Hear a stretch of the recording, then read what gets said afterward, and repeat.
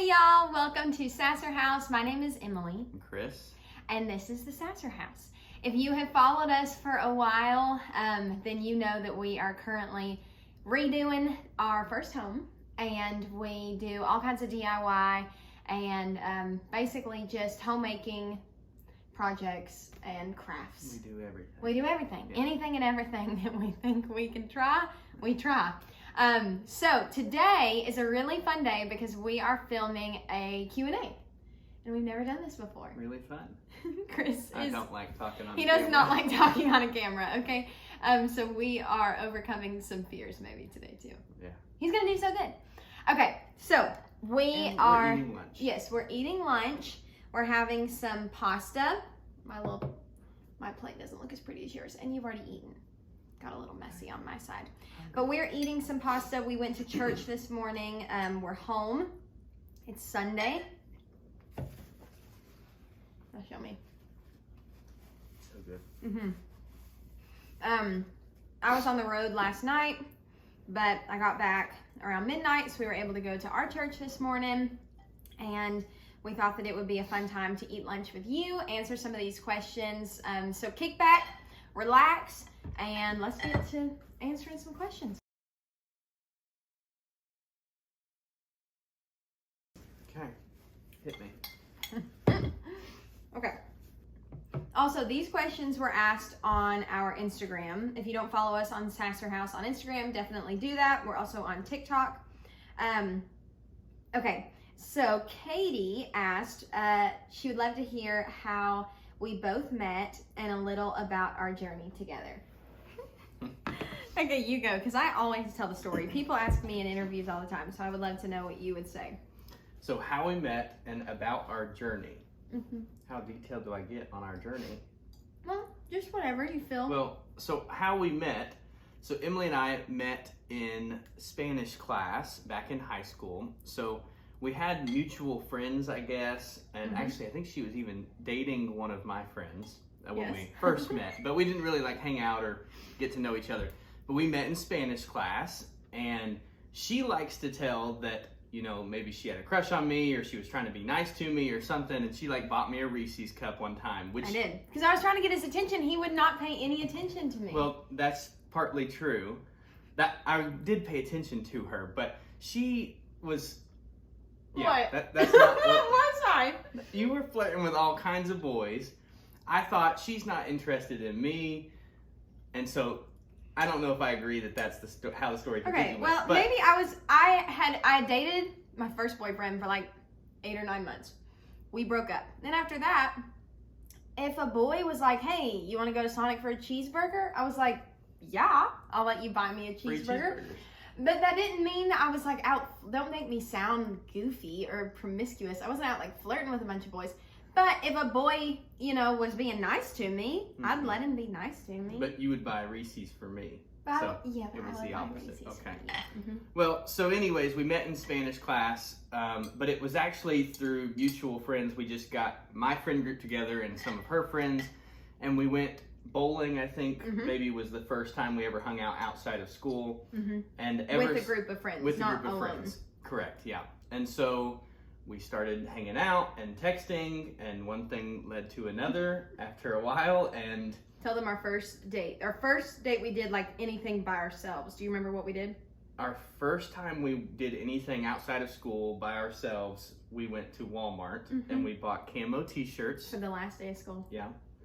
And I think we went on a walk maybe that day. Yeah, we did. We went on a walk by the lake, which... So romantic. I know that's every girl's dream, to go to Walmart and get a camo t-shirt. So don't be jealous of me if you're watching. I think that if he really wined and dined me. I think if more men took a woman out to buy camo matching shirts and took them on a walk, things would go better. Things would go better. You're probably right. So that's a little bit about how we first met. That was before The Voice. Well, so I had gone and auditioned, done my audition in Atlanta and LA at that point. So this was 2015, which was the year I was on The Voice. And that April, I think, was when I went to LA to do the audition for the executive producers. And we didn't know what would happen with The Voice because that journey really didn't start fully until June. I think I left. You asked me to be your girlfriend officially on June 5th. Yeah, like and right I before think you I left. left like June 7th. Yeah, maybe a few days, but somewhere around there. It was very close. Right after. And we had been talking and hanging out for a while, but that was when we were like officially boyfriend, girlfriend. Then I went to LA to be on The Voice, and that was crazy, but we got to walk through that whole process together. And that was such a blessing. Like, God is so incredible in so many ways, but the Lord is so good with his timing, because we were able to go through that life-changing journey together. And I think he was preparing us. He brought us together at that time because he was preparing us for that to be the rest of our lives. Little did we know, we were just 16-year-olds in high school, but little did we know God was bringing us together because he knew that we'd be chasing this music thing for the rest of our marriage. We could make it through that. We could make it through anything. Yeah, that's the truth. Flash forward, get off The Voice and go back home. Chris was a year older than me in school, so he was a senior and I was a junior at this point. The Voice ended at the first semester of my junior year and the first semester of his senior year. I decided that I wanted to graduate early so that I could come to Nashville and start working full-time in music. And so I was able to graduate at the end of my junior year. So we graduated together, which was really cool. And then... But did you really graduate? I did graduate. I mean, they put me on a fast track, but I graduated. I got the degree. I don't know where it's at, but I've got it somewhere. Diploma, degree. Yeah. It's not a degree. A degree is a college thing, right? Yeah, well, we didn't go to college, so that's why we don't know what a high school diploma is called. Okay. So, anyways, I did graduate high school. I just did it in a short amount of time. Okay, so then he started working, and he's worked in all different kinds of jobs. I'm sure that's a question that we'll get asked, so we'll get into that later. And then I started doing music full time, so we dated long distance for quite a while. He was able to go on the road with me when it made sense some to sell merch. And then we got married in November of 2020. We got engaged on my 21st birthday the year before, October 23rd of 2019. I had already moved to Nashville at this point. He was still living in Knoxville. And then after we got married, he made the move and we moved to Nashville, got our first little apartment. And that is a funny story that maybe we'll get to tell about that apartment. It got moldy after about 8 months of living there, and we had to leave in a hurry. Went to a townhouse, rented it for a year, and then bought this house we're living in now. So that is a little snapshot of us. But we'll move on to the next question because I'm sure we'll elaborate on all of those details more. What other projects are you hoping to do on your house in the near future? Oh gosh, I can tell you mine, but I'd like to hear what your next project in the near future that we're hoping to do. In the near future. So we have a bad problem of starting. He's letting all our secrets out. We start a project and then we don't completely finish it. Mm-hmm. But then we get excited about a different project that we want to do. And so we'll start another project and we haven't even finished the previous one. So I would say in the near future, we're semi in the middle of a kitchen remodel. And so we need to start the kitchen. We've got... That's our next big project. Yes. And that's plenty of a project for a while. We've got almost a hole in missing cabinets basically in our kitchen. And we've been living this way for a couple months probably, which we're just so busy. But that's our next project, is to completely remodel the kitchen, which we're going to do on a budget. But yeah, I would say the kitchen. Maybe we've got something else maybe happening with our bedroom. We're almost done with a pantry remodel. Oh yeah. So that will be a project that will be out here soon. Yeah. We're going to be doing a bedroom, not remodel, because it's not like the kitchen's going to be a remodel. Just something that you wanted to do in the bedroom. The bedroom's going to be more simple, but we've got that in the near future. But our next major project is the kitchen. And here's the deal. we have learned, like when we bought this house, we were like, oh my gosh, we'll have the floors ripped up. We'll have the whole house redone in a year. Okay, well, we work full-time jobs. I work more than a full-time job. Jobs. Yeah, we work multiple jobs and are working like crazy. So this is only happening in our free time. And when he says we have a gaping hole in the kitchen, I'll insert a clip of it just so that you can see. But it's because we've started a project. We filled in a wall to widen out our kitchen and move our refrigerator over. And so we got that project done, but we haven't had time to start the next one. And hopefully that's an encouragement to y'all too who are watching. When we watch stuff online, you see like start to finish. Yeah, done. Snap your fingers, it's done. And that is not real life, at least for us. Now, if those people are full-time content creators, full-time, Rich. full-time rich.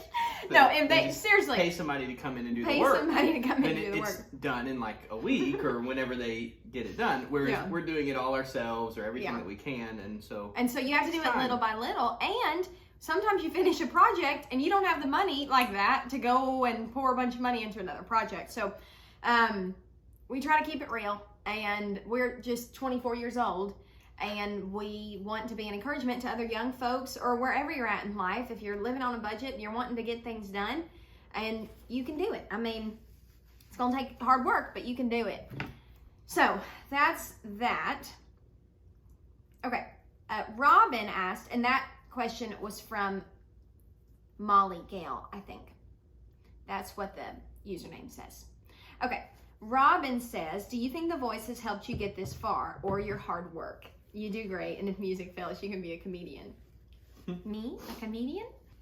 I would say The Voice has helped me absolutely get to where I am today. But The Voice didn't get me to where I am today as a country music artist and songwriter and entertainer. Hard work got me to where I am today, and the Lord's blessing and provision, Him opening up doors, has led me to where I am today. But I would say The Voice is a great launching pad, but there are plenty of people that go on The Voice and then you never hear of them ever again, because it's not like The Voice is the golden ticket to a successful music career.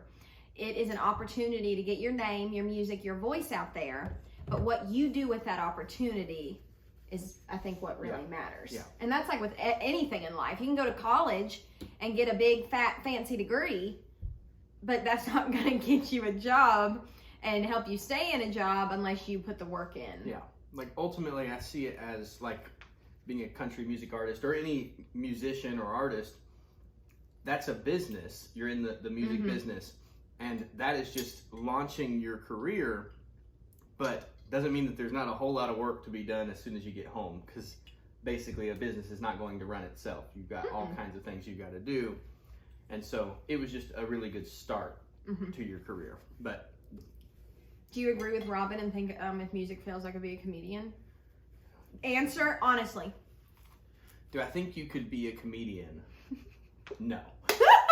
I don't think you could get on stage and just tell jokes one after the next. But do you think I'm funny? I think you're hilarious. I know. I make you laugh all the time. I laugh at you all the time. I know you do.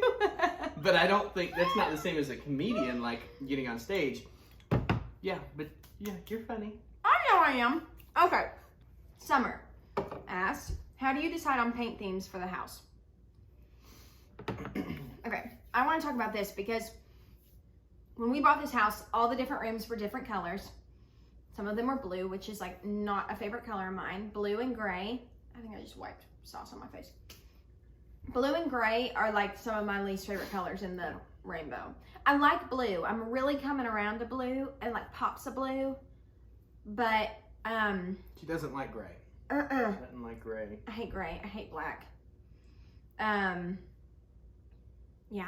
I want my home to feel like Mama's house. And so when Mama's house, but colorful and fun, inviting, interesting. I want our house to be interesting. Yeah, which people may watch. Ultimately. Yeah, now we've got a bunch of hand-me-down furniture, and we use what we have to make a house a home. But if you're saying my dream house one day, and my dream for this house is to one day add more color and more interest. Yeah. When we first moved in, all of the colors were horrible. We knew we didn't want to keep any of those colors. and it kind of smelled bad and everything. So our first thing we did as far as choosing colors for this house was we did go in and pick out colors for our trim and our doors and colors for the walls. And I knew I wanted the trim to be a darker color than the walls. Yeah. Because I love that look. I think that it's really interesting, honestly. I grew up in a house with just white trim, and it's beautiful. But we did, you can't see it behind us, but if you watch our, week 1 in our first home, you'll see what colors we did. It was cottage white and dainty lace were the colors from Behr Paint. Cottage white is our walls, and it's a yummy creamy white. I don't like stark white that's been trendy the past couple of years, like mental insane asylum stark white. Absolutely never. This is a creamy, yummy, cozy, creamy white. Yeah. And then that was the hard thing with the trim color, because I didn't want anything to pull gray. Yeah. And so we had to get some different swatches. A taupe undertone. More of like a brown, neutrally undertone than a gray undertone. And that's just my personal preference. Now, that's all we've done as far as paint goes in this house. But really, I guess what I was saying was... Sorry, I interrupted you. Well, you're okay. We were just trying to get like a blank slate. So I know Emily has been talking about, and she wants to do all kinds of different colors. She wants everything to be colorful, is what we've been talking about recently. And so we first came in and just painted everything those same neutral colors. But that made the house feel clean and like a new home. But now we're kind of starting to go back and pick colors that we actually want for the house. And thankfully painting the whole house is a big old project. Oh yeah. But like picking a room and painting a room is not too horrible. No. So as far as how we're moving forward to pick paint themes, I get a lot of inspiration from Pinterest. I love Pinterest. I'll pin different rooms that I love, that I'm inspired by. Also on Pinterest, they have like palettes, and I think they're out of Better Homes and Garden magazines, but they'll have like a bunch of different like shades of paint swatches, and it gives you the name, which is really helpful. And you can look at those and be like, oh my gosh, I love this color palette. I want something like this. So that's kind of how we've been doing it. All right. Debbie says, does Chris have a workshop where he does his amazing furniture transformations? And I just got tickets for the album release. Oh, nice. That's cool. Thank you, Debbie. Okay, talk about your workshop. So do I have a workshop where I do furniture and some of my projects that I do? I didn't until just a couple months ago, about 2 months ago. We actually bought a shed, and so I'm gonna maybe do a video about the shed at some point, but we're still working on it. I need to get electric run out to the shed so I can really start working out of it. And eventually I want to get it insulated and heated and cooled and everything so I can work when it's 95 degrees outside. But yes, I do. I got a shed. It's a metal building. It is 12 foot wide by 32 foot long or deep. It has a garage door on the front, and I love it. And I've got some cabinets and stuff built in, and so hopefully I'll do a video at some point and share a little more about that when it's actually finished. But for right now, we do have a 1-car garage in our house, and I've got furniture in there and projects that I do in there, and I still use that, but adding that extra 12 by 32 workshop has been a huge blessing, just because it gives me, if I see a bunch of furniture on the side of the road, or I'm like, man, I really want to go buy that, then I don't have to think about where I'm going to put it. Yeah. So it's been great, and I'm looking forward to getting it finished and being able to work in there more. But yes, I do have a workshop, but that's only as of recent. Yes.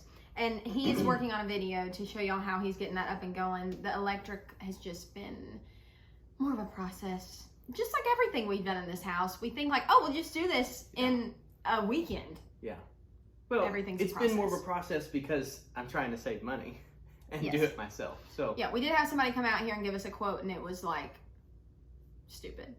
Yeah. I mean, maybe not, but it felt stupid. We were like... just more than I wanted to spend. Yeah. So we're... and before we get a bunch of comments that are like, please don't try to do electrical yourself with no experience, we're not doing that. No, that's what's making it... So I'm waiting on help from my dad and from a friend, so... Yeah. We're not going to go out there and try and set up electrical by ourselves. Yeah. Madison asks, where do you get your home inspiration from? How'd you get started with renovations? Starting a little homesteading. Well, I wish. I watched somebody here on YouTube that I love her. I don't know her. She doesn't know me. I've never even like commented on anything that she does, but her channel is called Acre Homestead. Her name is Becky. I don't even know her last name. She's obsessed. I'm obsessed with Becky. I watch her all the time.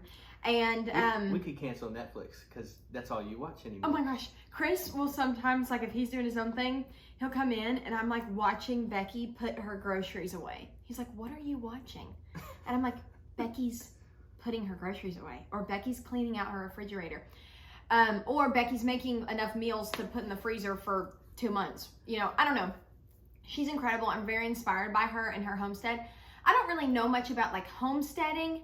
I grew up in a little neighborhood in East Tennessee, and so did he. Your parents kind of had gardens off and on. Like my parents did not do that. So I don't know a whole lot about that, but we've kind of started dipping our toes in the water. We had our first garden this year, and you know, who knows, maybe one day. I'll tell you what, I absolutely love anything homemaking, which is interesting because I also work a crazy full-time job and am on the road a ton. Yeah. I'm away from home a lot, but my happy place, if I could spend, you know, a full day, the perfect day to me would be able to like wake up and piddle in my home, work in my home, you know, cook and put food away for us to be able to pull from to make life easier, and like cook all day or crochet all day, or, you know, just take care of the garden all day. I thrive with anything. That's just something the Lord put in me. Anything homemaking. I love it. But I think because we're gone traveling so much, a day at our home or being at our home, we love it and enjoy it so much. Yeah. But yeah, we'd love to do some actual homesteading stuff. I don't know if we can really call it what we've done so far. Homestead. No. Yeah. We can't. But I'm very interested in it. And if you're looking for an account to follow that does that stuff, Acre Homestead. She's incredible. I want to be her. Okay. But where do we get our home inspiration from? Pinterest. And here's the thing that I pray for with this home. The Lord has given us this home, and I want to use this home however He wants us to use this home. As far as like having people here and anything that we can to make other people feel like this is a safe place for them too. That's something that I'm really passionate about. My home that I was raised in was that kind of house. All my friends felt comfortable and at home in the house that my mom and daddy had made together. And that's something that I want and I pray for this house that God's given us. So when I am thinking about things for my home, I'm thinking like, is this going to be comfy? Is this going to be inviting? Is this going to make our home feel more cozy and just honestly inviting for people to come kick their feet up and feel like it's their home too? And then like I said, Pinterest. I look at Pinterest all the time. And then how did we get started with home renovations? Well, just little by little, and then finally just going for it. Like when we started, when we bought this house, we knew that the first thing we needed to do was clean the whole thing, which makes a big difference, and paint, which makes a massive difference as well. And now we've slowly gotten into more and more intense projects. Like we knocked out a wall over here and put an arch in, if you haven't seen that video. And thankfully, Chris has a wonderful dad who has worked in like any and every type of like contract construction work. Yeah.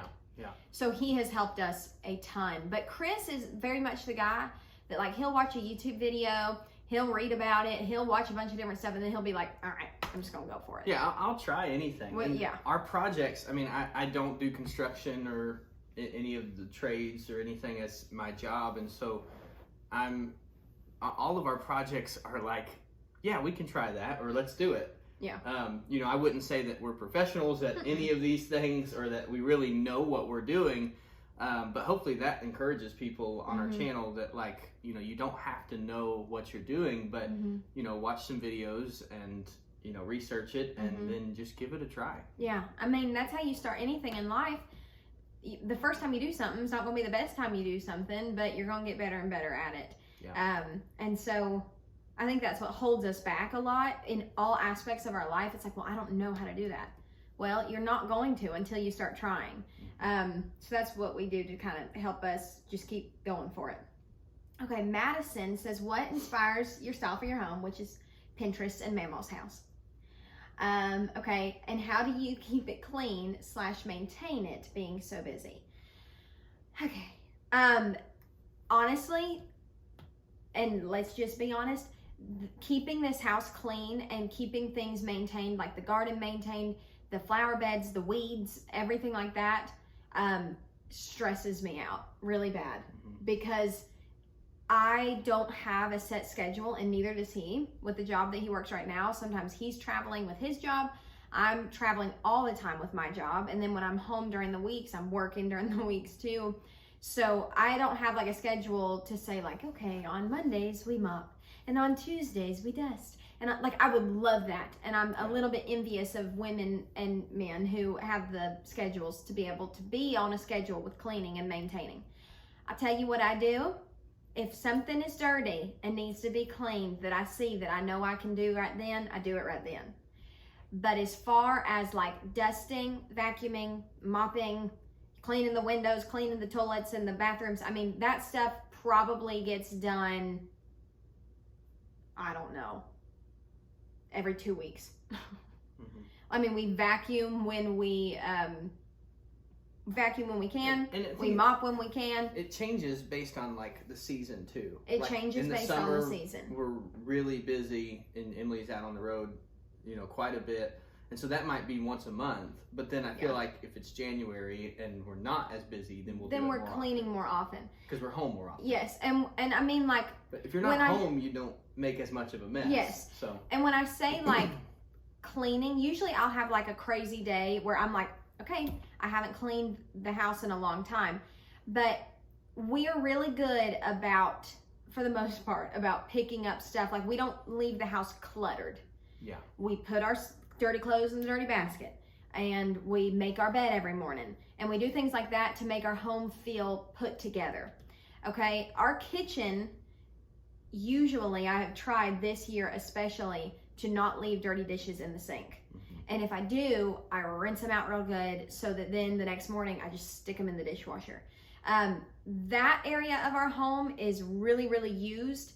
And so like those counters get wiped down more often than any other counters in the house because we're using that more often. Yeah. But as far as like deep cleaning our home, we'll basically have an afternoon where I'm like, you do this, I do this, let's knock this crap out. We clean really good right before guests get here. Everyone does. Please tell me in the comments if that is not the best clean that you do. The hour or two before a guest comes over is like, we just cleaned our whole house. Yeah. So we just need to have people over more often. I know. That's what we always say. But anyways, I don't know if that helps at all. My advice would be, and what I try to do is like, remind yourself that it doesn't take as much time as you think it does to clean. A lot of times I will look into the kitchen and I'm like, okay, I just worked all day. I cooked supper. We sat down and ate it. I don't want to clean all these dishes. Yeah. I don't want to do this. It's going to take forever. But it doesn't. And a big thing that I have learned, I don't do this all the time, but sometimes I'll look at the clock and if it's like 7:30, I'll start the dishes and I'll like look and it's like 7:40 and I'm done.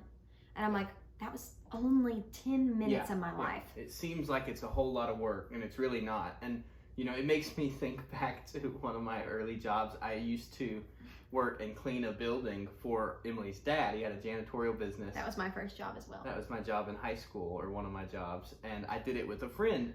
And 2 or 3 people working together, we cleaned a 3-story college building. Yeah. And we would leave it cleaned, but we would always like challenge each other, like, how fast can we do it tonight? Because that would make my dad so frustrated because my dad does not do fast work. And I was the responsible one, and hopefully my friend's not watching this, but he knows it's true. He's not responsible. I was the responsible one. I was, but I would make sure that we still did a good job. Really, I would. Yeah. So I would make sure that we did a good job. But if you have 2 people, and like for us, it's like when the guests are coming over, if we both do it and we get together and clean, like it can't take more than an hour. No. So finding time, like 1 hour both of us, hey, you vacuum, I'm going to dust everything off. And like tidy things up, or you can get a lot done just by saying, hey, let's stop what we're doing and clean for just an hour. Yeah. So that's, I guess, how we do it. We do it if we see that it needs to be done. It could be better, but then we've got a question that says a 1972 Carnes grad here. That's awesome. Do you enjoy the hours on the road and going to perform? I love it. Honestly, I feel like I relax more on the road than almost anywhere, which is crazy. And it's probably because I'm not the one driving. So thank you, Jesus, for my husband and for my tour manager. Because when I get in the van, I'm not like, it's not that I about said I don't have responsibilities. I have plenty of responsibilities because I'm in charge, but it's more like when I'm home, I'm like doing things in the house and I'm doing things at work and I'm running from here and there and doing all this stuff. When you get in the van and it's like, hey, we're driving to Minnesota. Okay, cool. I'm going to sit here all day long and crochet, catch up on things I need to catch up on, talk with my friends. Like, I love it. Yeah. You're responsible ultimately, but someone else is doing the driving, and then Tori does great to, like, you know, he's the one on the phone with the venue or the sound people, and that's my tour manager. She kind of gets to take her mind off things, so that's kind of she loves road trips. Oh my gosh, I do too sometimes. Love being in the car. You don't love it as much as me. Chris gets a little tired of it. I love being in the car. I fall asleep like a newborn baby child. Every single time the wheels are turning, I'm like, whew, I feel like so good. I feel so relaxed. Yeah. I'm just going to close my eyes and I'll see you when we get there. But no, I don't sleep the whole time. I crochet a ton while we're on the road, and I catch up on a lot of work on my phone. So I love it. Okay. Wendy Howell. You know Daryl and Wendy, our friends from South Carolina. They say, how many times have you been to Taco Bell this week? JK, come to South Carolina soon. We love y'all if you're watching this. This week, actually, unfortunately, I have not been to Taco Bell yet. I don't think I have either. No, which is so sad. Yeah. And I was even on the road last night and we didn't go to Taco Bell, which is crazy. We love Taco Bell. Okay, we absolutely love Taco Bell, and I know it's not healthy, okay? Don't come at us. We don't eat it all the time, but we eat it. Yeah, Chris doesn't try to be healthy, which we need to talk about that, okay? Chris does not like vegetables. He doesn't like eating healthy at all, which that's like if we fuss about anything, and it's not even fussing, but I'm like, bro, you can't eat like this all the time. And I'm like, why not? I'm doing just fine. Okay, so anyways, but we love Taco Bell. And when we are on the road, we eat Taco Bell as like our fourth meal. And we love it. I can eat anything on the menu. Crunchwrap Supreme, bean burrito, nacho supreme, taco, cheesy gordita crunch, cheese enchilada, no, not cheese enchilada, cheese quesadilla with extra sauce. Mexican pizza. What do you like? The 5-layer burrito? I get whatever is in like the $5 box, which most of those are not $5, but I'm like, okay, He's such a penny pincher. If you give me like 5 tacos and a drink for like $6, I'm gonna take that one every time. Yeah. And they change it like every week, so I get something different every time. But yeah, we love Taco Bell. Some people are not about it. Like they're like, oh, we only eat Taco Bell if it's like past midnight. Like they have like a rule, like it's only a past midnight food. Honey, I could eat it morning, noon, and night. Yeah, I could too, but that's the reason we do eat it so much. Is like when we're on the road, there's nothing open late at night. So yeah, we eat it a lot when we're out on the road. Yeah, we do. Okay. The next question is, what is the best way to start crocheting? I want to learn how, but I don't know where to start. I'm so glad you asked. I love crochet. Chris, show them what I've got over there. Go get that. Okay, so I absolutely love crochet. I started, Here is what I'm working on right now. And this is just a big bag of granny squares. Where's your dress? Well, my crochet dress is in the closet, but if y'all did not see one of our more recent posts, I'll put it at the end of this video or tag it below in the description. But I crocheted a granny square dress for the first time, but this is literally just a massive bag of squares. I absolutely love crochet. It is one of my favorite things. And as far as where to start, I just decided one year in like, I don't know, October or November, that I wanted to try and make blankets as Christmas gifts for my family. Okay, well, little did I know, I did not have time to even hardly finish one blanket by Christmas. So I started watching YouTube videos and started looking up, you know, the difference between crochet and knit. And a lot of people don't know the difference, but crochet, you only have one hook, and knit, you have two hooks. And I have never tried to knit. I honestly don't have any desire to try to knit. I love crochet so much, and yeah, I think that it's easier. I wonder if you can like go twice as fast though. I don't know. I don't know, but I think from what I watched, crochet seems easier than knit. So I would recommend starting there, and I would recommend just getting on YouTube, like how to crochet. I will tell you on our channel, I've done quite a few like little crochet tutorials, but not any of like the basic stuff, and that's something I should work on. But over on my music page, on just Emily Ann Roberts on YouTube, there is a video in my blog section of how to crochet an easy blanket. And that is a very beginner project that I take you through step by step by step. I'll link that below as well. I put that up on there before we started this Sasser House. But anyways, Daisy Farm Crafts is a really, really good blog that you can look up, and they do all kinds of free patterns. And I would also encourage you to just use free patterns until you get the hang of it. I just started buying patterns this year, and I have been crocheting for at least 5 years now. Yeah. And I didn't even know that you could buy patterns. Like that wasn't even like I never even thought to do that. And there's so many free patterns out there, but I used Daisy Farm Crafts for a lot of my very first crochet projects. I used a lot of their patterns. But my other piece of advice, what is it that Landon told me?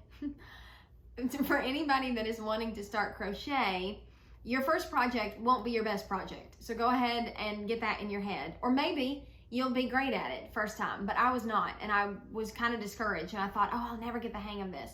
But I have absolutely gotten the hang of it now, and I love it. Yeah. But it just takes practice. Yeah. So be easy on yourself. Give it your best try, and try not to get so frustrated. Just know that the first time you do something is just a learning process, and it might not be your best, but the next time will be a little bit better. Yeah. Okay. The next question is, do you guys want to have children or adopt someday? Everybody wants to know this. We got so many questions about having kids. Well, yeah, I mean, we want to have kids someday. Yeah, we do. We want to have, I would love to have a big family. Yeah. Yeah. And we would love to adopt. We talk and pray about adoption, and we talk and pray about having babies. So we've been married for, it'll be 3 years this November. Mm-hmm. And right now, we don't see how we can load a baby up in a van and hit the road. Yeah. But we do know that that is something that we really, really want to do one day. Yeah. Not put a baby in a van, but have a baby.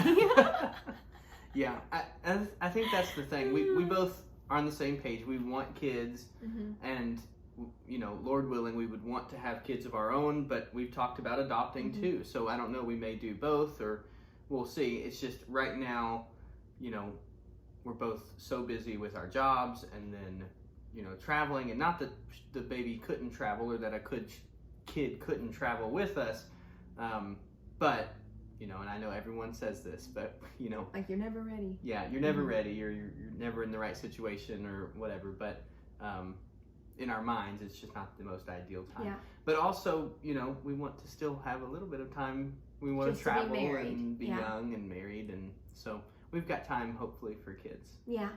And that's something, like I said, we pray about, and like with anything in life, we try to just commit it all to the Lord. And who knows, the Lord could, and we commit that part of our lives and our marriage to the Lord. Mm-hmm. Like He's in control of that.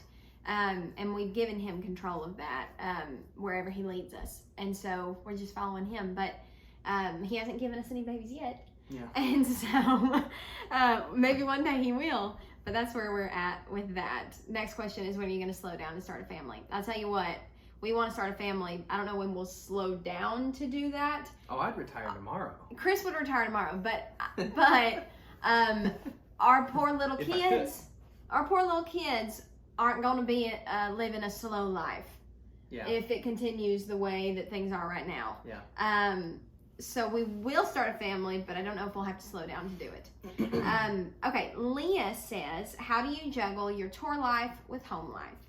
She says, I know Chris comes with you a lot, but when he can't, what do you do?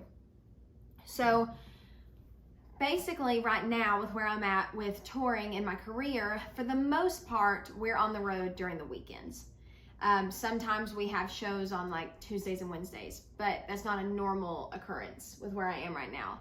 Most of the time it's during the weekend. And so one thing I tried to implement this year, especially in my life, is setting aside a day a week to rest, because it's biblical. And I don't think that the Lord cares whether I take a Sabbath day on Sunday or I'm taking a Sabbath day on a Monday, Tuesday, or Wednesday. I think it's about the intentions of our heart. And I know that for me to be the best person that I can be, at some point I've got to have a day of rest.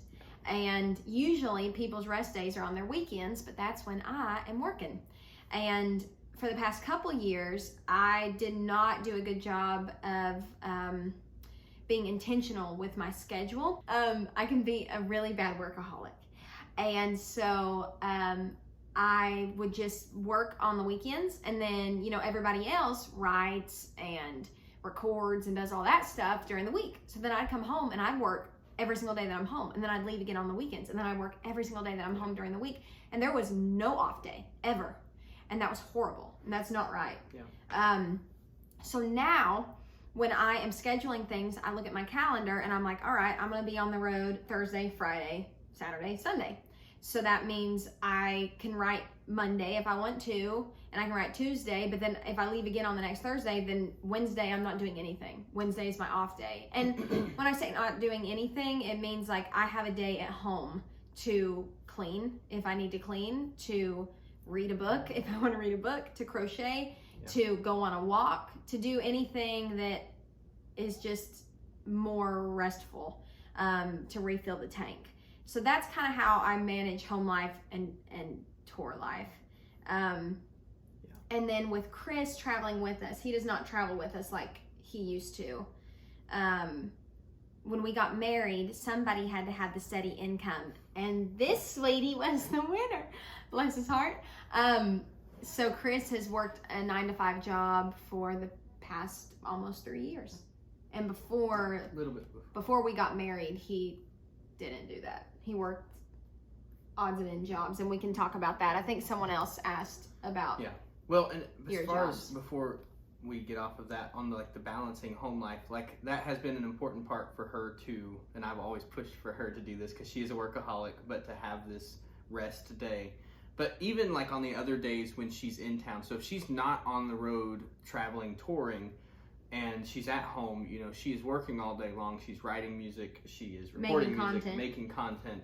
There's so many other things that people don't realize that go into music getting the business. oil changed in the van, cleaning vacuuming the van, shipping out merch orders. I do all that by myself. A whole lot that she does on that kind of stuff. But as far as balancing it with home life, on the days that we're home, we pretty much don't eat out when we're at home. When she gets home and I get home from work, we eat dinner together. And we're home. We do sit on the couch and watch movies and TV and stuff when we have time. And so we still get that, home life and family time, family of two, I guess. But we go on lots of walks and stuff. And so I feel like we balance it well, even though we're really busy. And what we do when he can't go out on the road with us is we just miss each other. That's it. Chris stays home because he works all week. She leaves a list of projects on the fridge. And a list of food to eat. Yeah, she does. She does do that. I try to take good care of him. Julia asked, what are your go-to dinners for two? Which is probably it's probably a question for me. Yeah, definitely you. Chris is not the cook. So I don't have a lot of dinners for two, because we love leftovers. I don't buy a whole lot of like lunch meat and specific, like lunch specific stuff at the grocery store. It's not because I don't like it, it's just because we always have leftovers. Yeah, it's a lot easier to cook a good meal and then to just have your leftovers in the fridge and have those for the next day. I also like to cook big meals and freeze them, which Chris is really good at that too. Like we'll get a pork butt from Kroger, and you can get a pork butt for like $9 when they're on sale, but it's enough food. $9 is like, it's enough pulled pork for how many meals? Probably like over 12 meals. Yeah. For both of us. Whereas if you were to go to a barbecue restaurant, you would probably spend $12 a plate each and spend like $25. So we cook a lot of stuff like that, where we'll smoke a bunch of meats and have them cooked, and then we'll freeze them, and then we can just pull them out and eat them. So that's really our go-to. And I know some people don't like to cook like that, but it makes our lives so much easier, especially since I cook pretty much everything we eat when we're home. We eat out on the road because we have to, but when we're home, we do not go out to eat. We save so much money by eating in. And I would love to do some videos on that too, of like how I grocery shop and how I meal prep and what that looks like, because it makes our lives a lot easier, but it also saves us a lot of money. Yeah. But I guess some of our favorite dinners that we eat on like a regular rotation, we eat spaghetti quite a bit. Yeah. We eat roast quite a bit. We eat chicken casserole. We eat chicken tacos, which are so easy. It's probably not one of Chris's favorites, but I love it. It's literally just chicken breast in your crock pot with a jar of salsa and taco seasoning packet. You could even do 2 chicken breasts. I just do 1 for us. And let it cook and then shred it up and eat it in a tortilla with cheese. It's so good. It's so easy. We eat those a lot. We eat regular tacos a lot. That's probably... I feel like we cook everything. We cook everything. Yeah. And Emily said I'm not the cook, but I have a smoker, and I love to use a pellet smoker to smoke meat. So that's kind of my responsibility, is if there's grilling needed or smoking some meat. So yeah, and he does a great job. And we'll have to share some more recipes for that as well. Okay, another question from Leah. She says, how did you decide on location when buying your house? Was it price, location, space, or all the above? Well, price was a big deciding factor because we were on a budget. So that was a big thing. And then really, as far as like space goes, I feel like we had like ideas of things we wanted. Like you wanted a garage. Well, there was certain, space-wise, like we didn't necessarily, because we don't have kids, we knew we needed 1 spare bedroom for when we have guests, because all of our family lives out of town, or pretty much all of our family, and so we knew we needed a guest bedroom. I think we did look at houses though that like were 1 bed or 1 bathroom, and Emily was like, that really won't work, just because if we have guests we'd like them to have a bathroom. But looking back, like it would have been fine. It would have been fine, but that was space-wise, that's it. I mean, the hardest thing with us looking for a home was during this crazy housing market, which I think has slowed down a little bit. I don't really know because we haven't been shopping for a house, but it was like, even if you found a house in your budget in a location you wanted and you liked it, you would put an offer in and there would be 10 offers that were higher than yours. And so we were in the middle of all of that looking for a house. So as far as how we picked our house and why we picked it, I think location was a lot, and it wasn't necessarily good like prime location, but it's beautiful back roads. It's like way out in the country, and we've got a little bit over an acre, which is not a whole lot of property, but it's a lot more than some of the townhouses that we looked at that didn't have any yard, or some of the other neighborhoods and things. So we really like that, and Emily's been able to garden, and I have tons of space to do furniture, and I got a shed, and so I think that the yard and being out in the country, we really like that aspect of it. But I mean, originally when we were shopping, that wasn't like a deciding factor, like, oh, we want to be out in the country.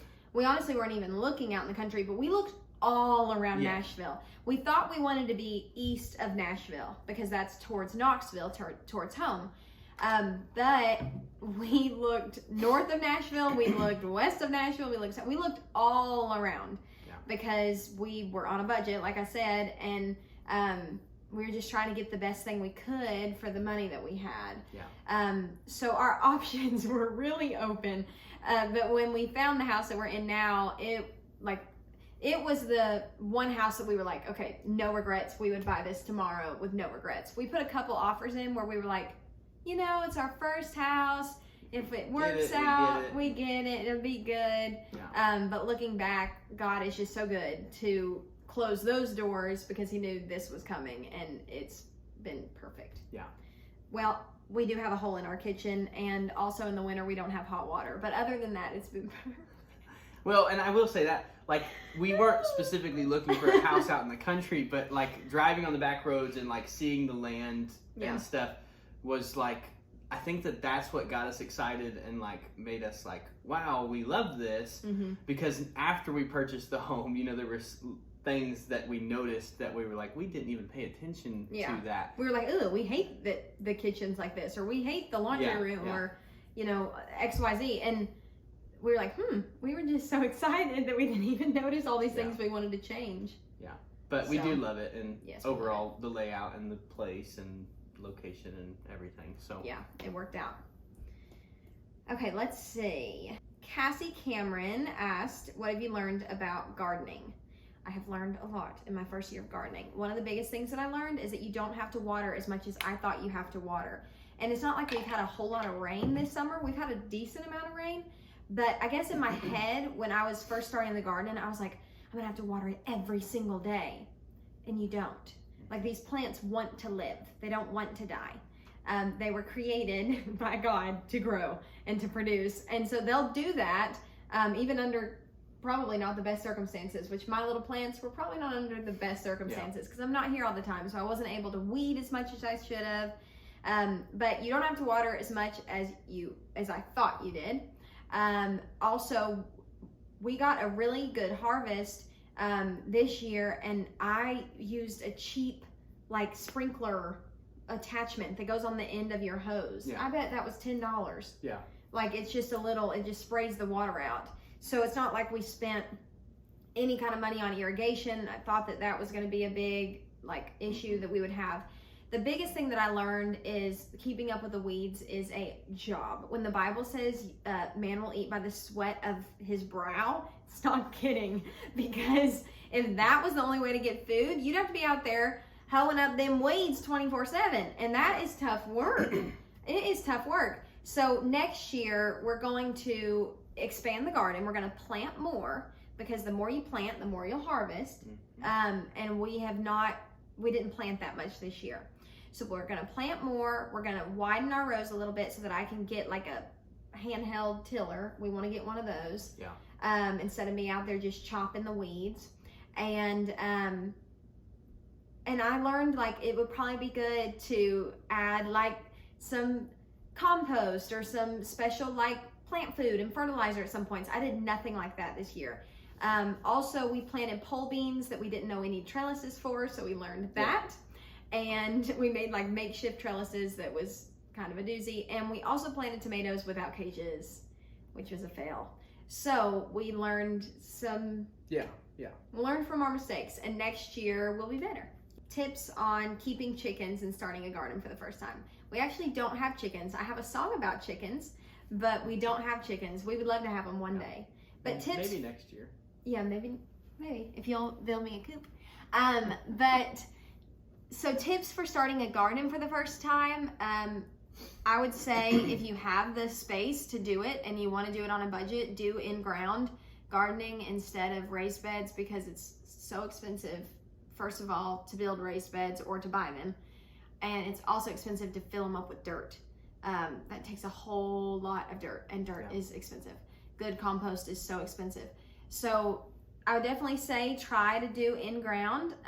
Another tip would be, if you'll eat zucchini, plant it, because that made me feel like I really knew what I was doing. Zucchini was like the most bountiful harvest that I had. Also, jalapenos were really easy. We got a lot of those.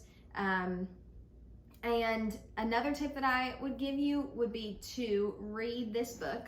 Let me grab it. Okay, so the other tip that I would have is to invest in the Old Farmer's Almanac, Vegetable Gardener's Handbook, okay? This is incredible because I watched so many videos on YouTube, and I would recommend that. Watch the videos, try to learn what you can. But when I opened this up and just started reading, I was like, okay, this is great because I know I can trust it. And number two, it has everything you need to know. It has everything you need to know.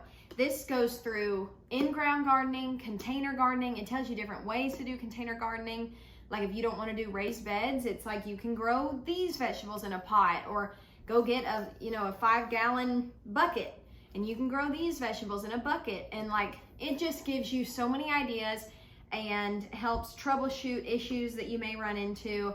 And I read it before we started our garden this year, and I will be reading it again before we do it next year because I still have tons to learn. So I would definitely check that out. I'll have it linked below. Nikki Nelson says, how long were you guys together? Does your husband come to your shows?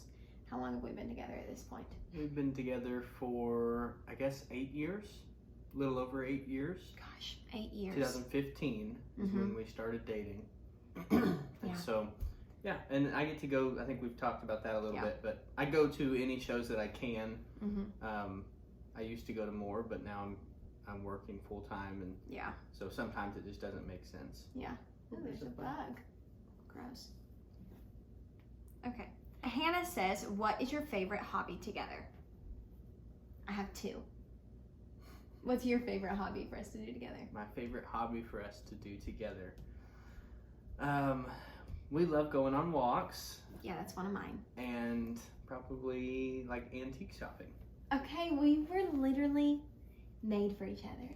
Those were both of my favorites too. I love you. You're so cute. Okay, those are our favorite hobbies. I'm glad we're on the same page. Yeah. Okay, what is your favorite part about Tennessee? I guess for me, what I love about Tennessee is I think it's beautiful. And I think the people are wonderful in Tennessee. Now, you have rotten eggs everywhere you go. Yeah. But for the most part, folks are sweet. It is the volunteer state. Every road's got a neighbor with a helping hand for the most part. So that's what I love about Tennessee. Okay, Chris, so we've skirted around this one, but let's go ahead and clear up your job situation. Is Chris self-employed or works for someone? If the latter, what kind of work? So let's give them a short synopsis of your work history. Okay. Well, my work history, so I guess going back to like high school, I had different little jobs. Like I mentioned Emily's dad and being a janitor for a little bit of time, which was a fun thing. But I had that, and I worked for a moving company, and like I had a few little jobs through high school, and then you always did furniture. Short time for college. But yeah, I was gonna maybe focus on the furniture. So in high school, and I don't remember which year it was, basically at some point my older sister was getting rid of a bunch of old furniture and things, and like she had, I think it was a pair of bunk beds.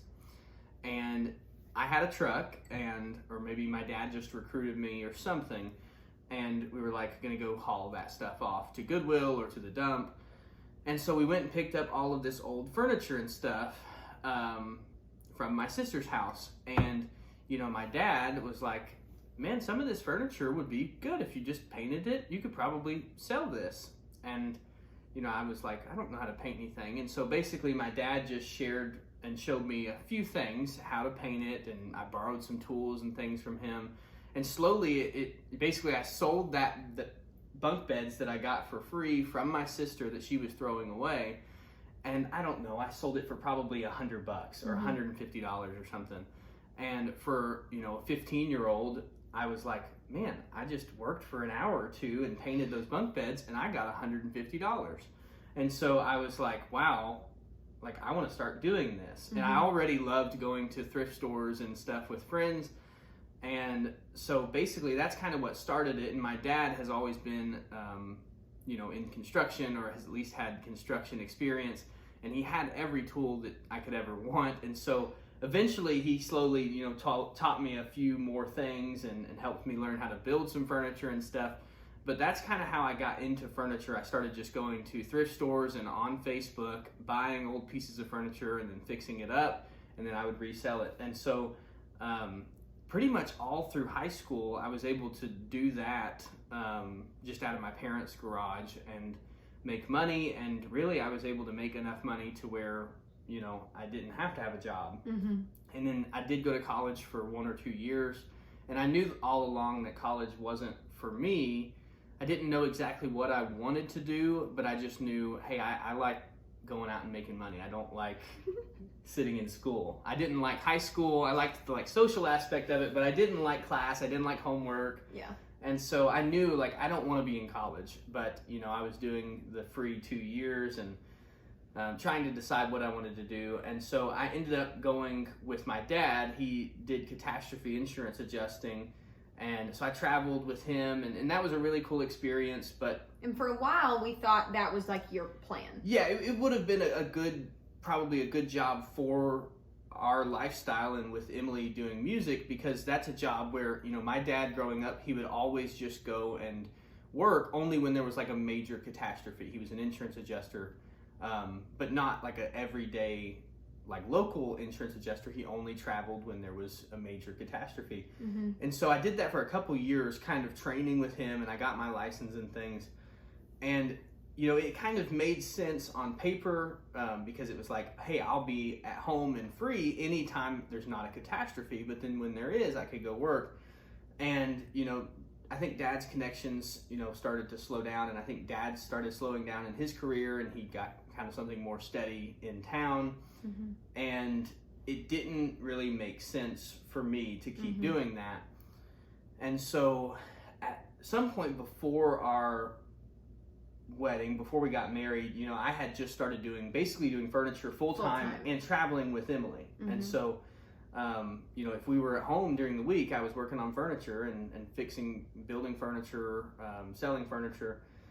And then when it was time to go on the road, I would go with her and help her drive and help her sell merch and all of that kind of stuff. But like she said earlier, before we got married, you know, it was the responsible thing to do, but we definitely had some people telling us, you need to have a steady job because one of you needs to. Yeah. And so I got a job working for a distributor or wholesaler. I was a salesperson for convenience stores, and so pretty much anything you saw in the convenience store, snacks, candy, cigarettes, you know, everything pretty much. But so I did that for about a year or two, maybe. A year. A year. And then we started praying that the Lord would open up a door for a new job with a more flexible schedule, because when we first got married, my touring schedule, we got married in 2020, so touring was like not happening in 2020. Yeah. Then beginning of 2021, it wasn't happening either. But by summer of 2021, I started looking at my schedule and I was like, I'm never going to see you again. Yeah. Like I'm going to be on the road that and we're never going to see each other.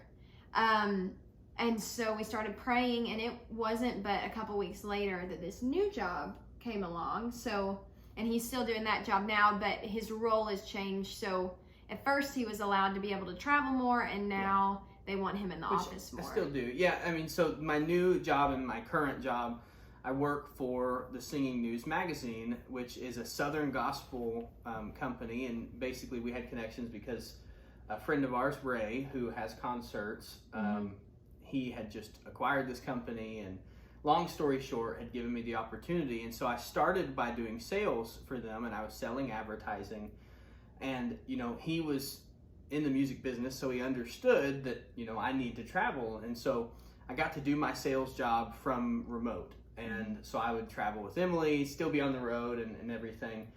And then eventually, actually, they moved me to a general manager position, which is more of like an office manager type of role. And so I handle a lot of logistics and things, but I do a little bit of everything with them. But the biggest thing was that, you know, in order to be an office manager or help manage some people, I needed to be in the office more. And so it was a good thing, but at the same time, it means that, you know, I don't get to go quite as much. And they still are good about letting me, they're flexible, and Yes, they do they're let me flexible. go. Like, it's not Yeah. like it's 9 to 5, Monday through Friday, and there's Yes. no exceptions. But it's more like pick and choose, you know, if Yeah. there's, If I we want to go. really need him. Yeah. then Or we can- if it's something that I really want to be at and don't Yeah. want to miss, I have the option to go Mm-hmm. and be there. So I get to travel with her some, but not quite like I used to. Mm-hmm. And maybe one day we'll get to travel together all the time. Yeah. So yeah. we'll just I mean, see. But the it's ultimate goal for my career, I mean, in my mind, is for me to kind of get back to where I'm doing furniture, and maybe it's content creation along with Mhm. furniture, and but be able to get to go on the road with her full time and help her also. Mm-hmm. And so that's kind of where we're at with That's my goal my too, job. brother. Okay. Victoria asks, I love this question. What is Chris's favorite song on your new album? My favorite He hasn't song. told me of like his favorite yet. We listened to it quite a bit, which is exciting because we love it. Yeah. My favorite song on the new album. Also, if you didn't know, and you've stumbled upon Sasser House without knowing about my music career, I have a new album coming out September 22nd. Yeah. So depending on when you're watching this, it's called Can't Hide Country, and it'll be out September 22nd. You can pre-save it now in any like bio that I have, but if you're watching it after that, you can obviously get it wherever you get your music. Yeah, it's your Sorry, your that's first my album. plug. It's my first full Yeah, country It's a album. big deal. It's a big deal. My favorite song, if I had to pick just one, that's too hard. I'm going to pick two.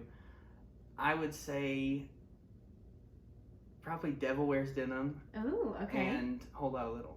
Really? Yeah. I love that. Yeah, I'm trying to think of them because like it's easy to think of the ones that you've released already, but I Yeah. know all of them, but Yeah, Devil Wears it's hard Denim for me to is think of them. one But of my favorites that one's too. cool. I love that one. Should be on Yellowstone or something. Okay, from your lips to God's ears. Someone said, what is your favorite state to tour? So I haven't been able to tour in this state, but a couple years ago I toured with a group called High Road, and they did a bunch of shows up in Alaska. It was amazing. I was messaging Chris the whole time. He wasn't with us, and I was like, we've got to plan to come to Alaska. It was absolutely the most beautiful place I've ever been in my entire life. It was incredible. So definitely want to go back there. Carl asked, were you super nervous the first time you did the Grand Ole Opry? Yes, I was so nervous. Chris was there for my Grand Ole Opry debut, and it was back in 2017. It was one of the best nights ever. And, you know, I was very, very nervous that night, but I still get just as nervous every single time I play the Grand Ole Opry. And I've talked to people about it because I'm like, is this ever gonna feel normal? Like, is it ever gonna feel like old hat? I've only played 17 times, but you'd think after 17 times at the Grand Ole Opry that you'd feel a little bit more comfortable. Yeah. But when I'm standing on the side of that stage waiting for them to say, Emily Ann Roberts, I'm like, are they sure that they want me? Yeah. You know, like, it's like one of those moments where I'm like, did they get the right girl? Because how is this my life that I'm getting to sing on the Grand Ole Opry? So yeah, I get very nervous playing at the Opry, but it is one of my favorite places to play in the whole world. Well, I don't get nervous anymore. You used to get nervous. I used to be nervous for you, and then also like walking around backstage, like this is so cool. And it still is really cool. But now after 17 times that I've been there, I'm like, you know, going to the popcorn stand and getting a drink and like. I've been here a little bit at home, I guess. Well, good for you. I don't feel at home there yet. Maybe one day. Okay, so we've got one more question, and it's a funny one. So I love ending on a funny one. Oh gosh. Okay, and I would like for you to answer this one. We'll put this on you. Emma says, just what time exactly is going to bed with the chickens? For those of you who don't know, I have a song called Chickens. You'll have to check it out. It's out now. It's a country love song, okay, is what it is. And the chorus says, we go to bed with the chickens, then we act like night owls. You know who ain't doing no sleeping when we're switching that light out. Okay, so anyway, this is what it talks about.